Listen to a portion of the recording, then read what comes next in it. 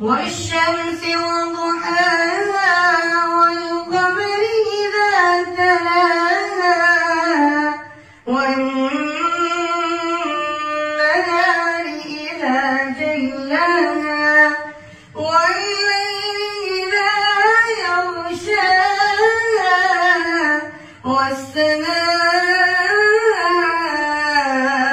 والسماء وما بناها والأرض وما طحاها ونفس وما سواها فألهمها فجورها وتقواها قد أفلح من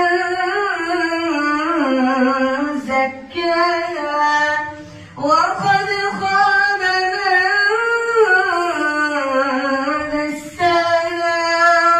كذبت ثمود بطغواها إذ انبعث أشقاها فقال لهم